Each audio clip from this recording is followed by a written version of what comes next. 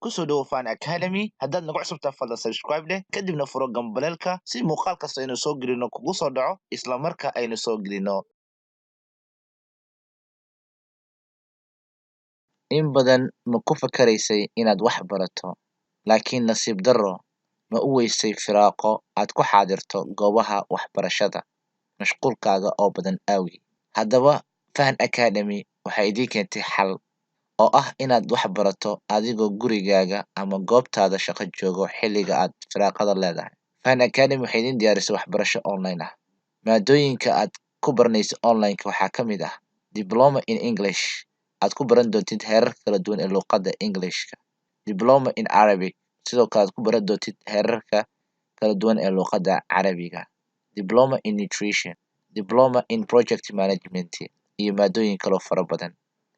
Wixii faahfaahin dheeraad ah kala xiriir WhatsApp numberska shaashada kaaga muuqdo ama booqo website-keena fahanacademy.com. Assalaamu calaykum waraxmatullaahi tacaala wabarakaatu. Kusoo dhawaada Fahan Academy. Magacaygu waa Axmed Cabdiqaadir Xuseen. Darsigan ciwaankiisu waa Vocabulary Part 7. Waa qaybtii 7aad ee ereyada. Waxaynu ku guda jirnay B. Darsigan waa darsigii ugu dambeeyay ayaynu ku soo qaadanayno ereyada ka bilaabma B kuwooda ugu muhiimsan. Ka bogasho wacan. Borrow, borrow, verb, to take as a loan. Borrow ama borrow waa verb, waa fal ama ficil. Micnaheedu waxa weeyaan to take as a loan, wixii in la amaahsado. Borrow waa qofka in wax laga qaato dibna loogu soo celiyo, marka waxa weeyaan amaahsasho. Bottle, bottle, noun, a container, usually made of glass or plastic, to hold liquid. Bottle waa noun, a container waa weel, usually caadiyan made of laga sameeyo glass laga sameeyo waxyaabahan qarshada ah, or plastic ama wax plastic ah, to hold liquid si loogu celiyo ama loogu hayo dareeraha.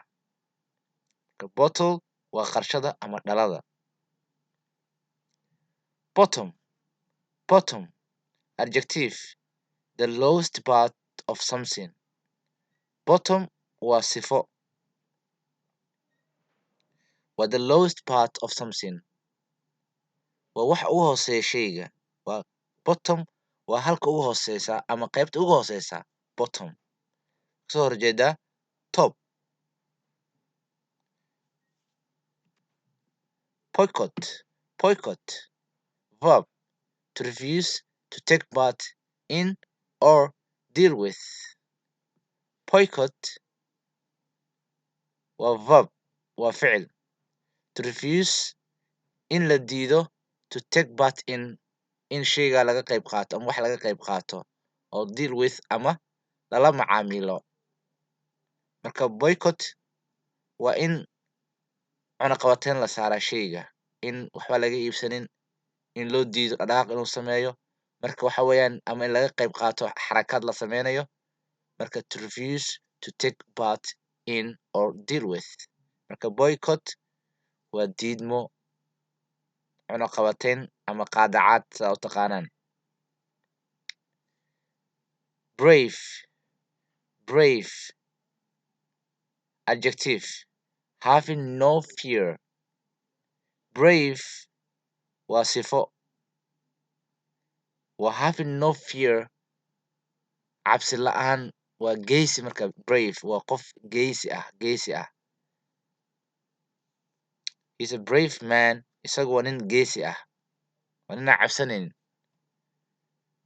Bread, bread, noun, a food made from flour, water, and usually yeast mixed together and baked. Bread waa noun, magac weeyaan. Waa food made from flour, waa cuno laga sameeyey daqiiqa ama burka, water biyaha, and usually yeast iyo waxyaabaha la khamiiriyey cajiinka ah.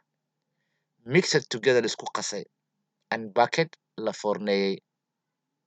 Marka bread waxyaabahan la khamiiriyo la foorneeyo sida roodhiga, rootiga, muufada, qubsi, waxyaaba noocaas waxaa la yihahdaa bread. Marka rooti ama muufo. Break, break, verb, to divide into parties by force, to destroy. Break waa in shaygii to divide into loo kala qaybiyo parties qaybo by force xoog ama cadaadis lagu sameeyo shayga, la kala qaybiyo, la kala jibiyo. To destroy ama la burburiyo. Marka break waa jibin. Breathe, breathe, verb, to take air into the body and let it out again. Breathe waa verb, waa ficil. To take air into in hawo la qaato, jirka uu qaato body, and let it out again, mar kalena uu banaanka keeno, waa marka neefsasho. Bridge, bridge, noun, a structure built over waterway, valley, or road so people and vehicles can cross from one side to other. Bridge waa bridge-ka ama buundada. A structure built over waterway waa wax dhismo, qaab dhismeed lagu dul sameeyey ee meelaha biyaha maraan. Valley dooxooyinka, or road ama wado caadi ah, so people and vehicles can cross from one side to other, si dadka ama gawaarida ay isaga kala gudbaan. Brief, adjective, short, not long. Brief waa wax yaroo kooban ama soo koobid, waa short, not long, wax gaaban aan dheereen. Bright, bright, adjective, giving much light, strong and clear in color. Bright waa wax ifaya, wax birqaya.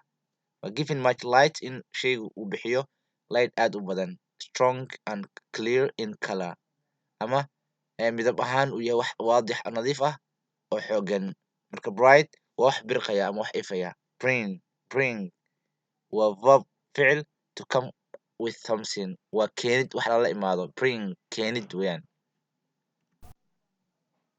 Broadcast, broadcast, verb, to send information, stories, or music by radio or television. Noun, a radio or television program. Broadcast waa verb, ficil, waxa weeyaan to send information, in la diro xog, waa tabin. Stories, sheekooyin, or music by radio or television, in war laga tabiyo ama xog laga tabiyo sida sheeko, music, idaacad ama television. Markay tahay a noun waxay noqonaysaa a radio or television program, program ama barnaamij television ama idaacadeed. Marka broadcast waa tabin. Build, verb, to join materials together to make something. Build waa dhisid, in isku keeno aalado si wada jir ah, to make something si wax looga sameeyo. Marka build waa dhisid.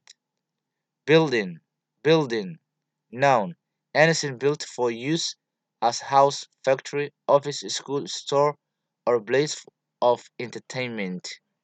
Building waa dhismo, waa anything built for use, wax kastoo loo dhiso in loo isticmaalo as house, guri ahaan, factory, warshad, office, xafiis, school, store, maqsin ama baqaar, or place of entertainment ama goob loogu talagalay maaweelada entertainment.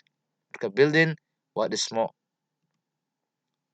Pullet, noun, a small piece of metal shot from a gun. Pullet waa xabadda ama rasaasta, waa small piece of metal, waa gobol yaroo bir ah, shot from a gun ee laga rido qoriga ama bunduqa. Marka pullet waa rasaasti. Burn, verb, to be on fire, to be on fire, to destroy or damage by fire. Burn waa gubid, to be on fire. to destroy or damage by fire ama waxa lagu yeeleeyo dab marka waa gubid pan. Bury verb to put into the ground and cover with earth. Bury waa ficil to put into the ground in la geliyo shayga ama qofka dhulka hoostiisa and cover with earth lagu daboolo dhulka ama carada lagu daboolo ciidda. Bury marka waa duugid. Business noun one is work buying and selling to earn money trade. Business waa ganacsi waa qof shaqadiisa isagoo soo iibsanaya iskana iibinayo si uu helo lacag marka business waa trade waa ganacsi. And the end waa dhammaaday marka qaybta b halkaas ayay noogu eg tahay. Waxaan rajeynayaa inaad wax badan ka faa'iiday. Fadlan haddii aad ka heshay videogan like dad nagu cusubtaa fadlan subscribe gambalaalkana furo la wadaaga asxaabtiina waad mahadsantihiin dhammaantiin insha allahu tacala waxaa inoo baranaa qaybta xigta ee c